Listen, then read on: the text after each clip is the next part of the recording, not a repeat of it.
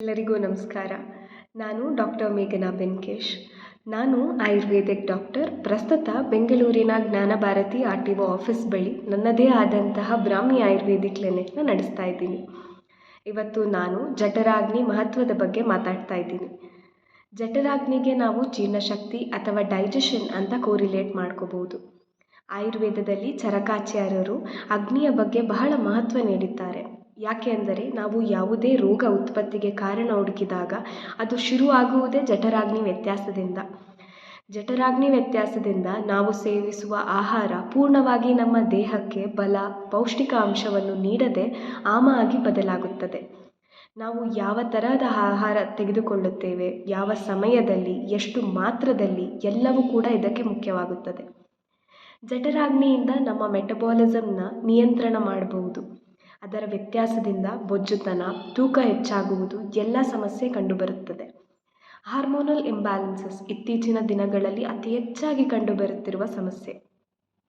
ಇದಕ್ಕೂ ಸಹ ನಾವು ಚಿಕಿತ್ಸೆ ಅಗ್ನಿನ ಸರಿಪಡಿಸುವ ಮುಖಾಂತರವೇ ಮಾಡಬೇಕು.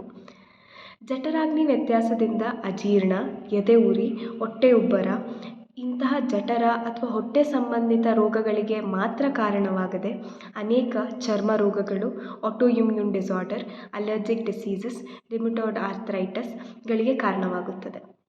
ನಮ್ಮ ಭಾರತೀಯ ಅಡುಗೆಯಲ್ಲಿ ನಾವು ಬಳಸುವ ಪದಾರ್ಥಗಳು, ಉದಾಹರಣೆಗೆ ಕಾಳು ಮೆಣಸು, ಚಕ್ಕೆ, ಶುಂಠಿ, ಜೀರಿಗೆ, ಪಲಾವ್ ಎಲೆ, ಅಜ್ವೈನ್ ಎಲ್ಲವೂ ನಮ್ಮ ಜೀರ್ಣಶಕ್ತಿ ವೃದ್ಧಿಸುವುದು.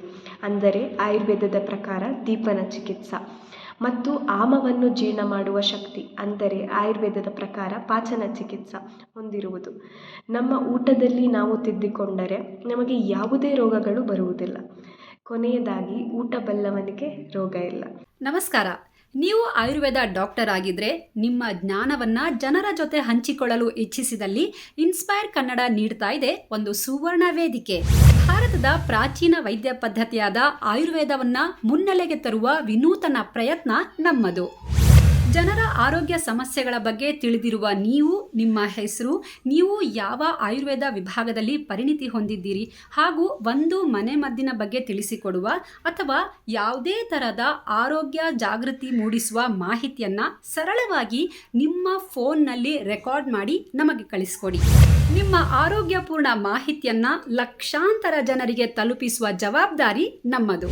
ನೆನಪಿಡಿ, ನಿಮ್ಮ ವಿಡಿಯೋವನ್ನು ನಮ್ಮ ಚಾನೆಲ್ನಲ್ಲಿ ಪ್ರಸಾರ ಮಾಡಲು ಯಾವುದೇ ರೀತಿಯ ಶುಲ್ಕವಿರೋದಿಲ್ಲ. ಸ್ವಸ್ಥ ಆರೋಗ್ಯಯುತ ಸಮಾಜ ನಿರ್ಮಿಸಲು ನಮ್ಮೊಂದಿಗೆ ಕೈಜೋಡಿಸಿ.